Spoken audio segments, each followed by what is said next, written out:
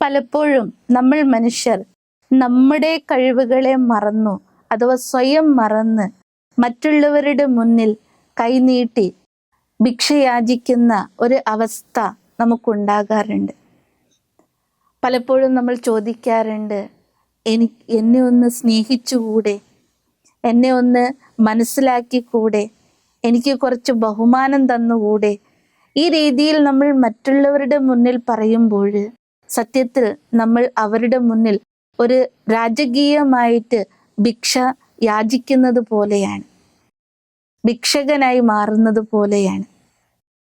അപ്പോൾ നമ്മൾ ഈ മറ്റുള്ളവരുടെ മുന്നിൽ സ്നേഹത്തിന് വേണ്ടി, ആദരവിന് വേണ്ടി അഥവാ റെസ്പെക്റ്റിന് വേണ്ടി നമ്മൾ എന്തിനാണ് മറ്റുള്ളവരുടെ മുന്നിൽ പോയി അഥവാ അത്തരത്തിൽ എന്തിനാണ് നമ്മൾ പ്രതീക്ഷിക്കുന്നത്?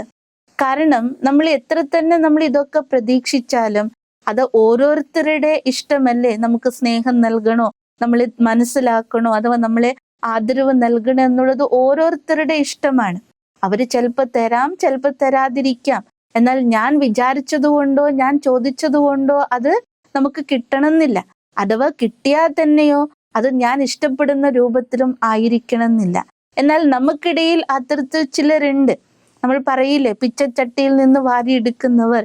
എന്നാൽ നമ്മളുടെ ഉള്ളിൽ അഥവാ നമുക്ക് എത്ര പേര് സ്നേഹം ബഹുമാനം നൽകുന്നുണ്ടോ അതിനെ പോലും ഇല്ലാതാക്കുന്നവരാണ് നമുക്ക് ചുറ്റുമുള്ളവർ.